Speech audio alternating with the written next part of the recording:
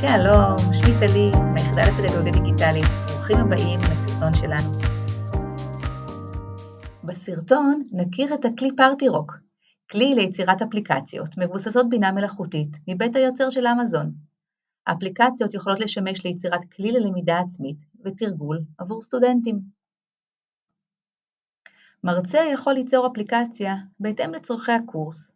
כמו כן סטודנטים יכולים ליצור לעצמם אפליקציה לתרגול החומר או חזרה למבחן. השימוש באפליקציה מתאים כשהצורך חזרתי, במקרים שנרצה לבצע פעולה קבועה שוב ושוב עבור תוכן משתנה. האפליקציה מאפשרת התאמה אישית. התוכן שהאפליקציה יוצרת משתנה בהתאם למשתמש. בנוסף, האפליקציה פועלת על פי תכנון מראש, על פי סדר פעולות קבוע וליניארי. ניתן לשלוח למשתתפים רבים את האפליקציה באמצעות קישור. בנוסף, ניתן לעשות רמיקס, זאת אומרת, ליצור אפליקציה חדשה, שמבוססת על אפליקציה שיצר מישהו אחר, תוך התאמה שלה לצרכים שלי. בסרטון נדגים אפליקציה, שמיועדת להבנת מושגים מתוך חומר הלימוד. כדי ליצור אפליקציה, אני אכתוב פרומפט באתר פארטי-רוק, הכולל תיאור מילולי של התוצר שרצה ליצור, ופארטי-רוק ייצור את האפליקציה בהתאם. בכתיבת הפרומפט חשוב לציין כי האפליקציה תהיה בעברית, לתאר את המטרה הפדגוגית של האפליקציה, את אופן הפעולה וסוג התוצר המבוקש. מבנה האפליקציה יהיה כזה: סטודנט יתחיל בכתיבת מושג מתוך חומר הלימוד. האפליקציה תיצור תמונה להמחשה בהתאם למושג. סטודנט יתבקש לכתוב הסבר טיעוני כיצד התמונה ממחישה או לא ממחישה את המושג. לסיום, האפליקציה תיתן פידבק לסטודנט על הכתיבה ועל ההסבר. כל פעם שסטודנט ישתמש באפליקציה ויכניס מושג, האפליקציה תחזור על אותה פעולה שוב ושוב בהתאם למושג.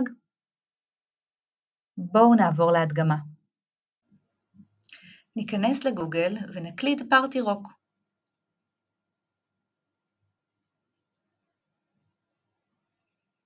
ניכנס לפארטי-רוק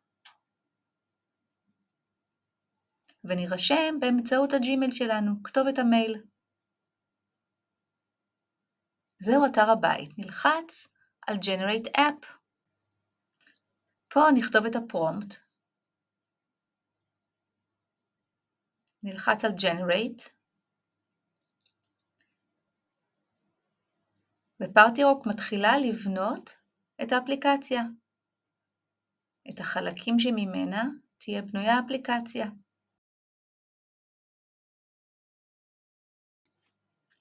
וכך נראית האפליקציה. יש לה כותרת, יש הסבר, ויש מקטעים. המקטעים נקראים widgets. מקטע לבן מיועד לאינפוט, מקטע ירוק מיועד לאוטפוט, שהאפליקציה תיצור את התוכן. כדי לערוך נלחץ על Edit, וניתן לערוך את הטקסט, למשל את הכותרת. בסיום כמובן ללחוץ על Save.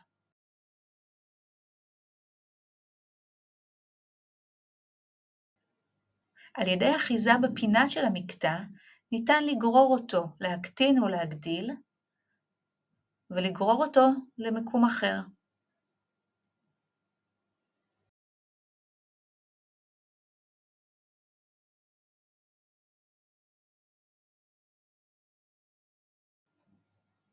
אחרי שסיימתי לארגן את הנראות של האפליקציה, אני לוחצת על Leave Edit. ובואו נראה איך נראה השימוש באפליקציה. בווידג'ט הלבן אכתוב שם של מונח. ומיד האפליקציה יוצרת את התמונה. אחרי שקיבלתי תמונה, אני צריכה להוסיף עכשיו כמשתמש תיאור כיצד התמונה מציגה או לא מציגה את המונח. מיד כשאסיים את הטיעון, האפליקציה תיצור לי פידבק בהתאם לפרומפט שכתבתי מראש.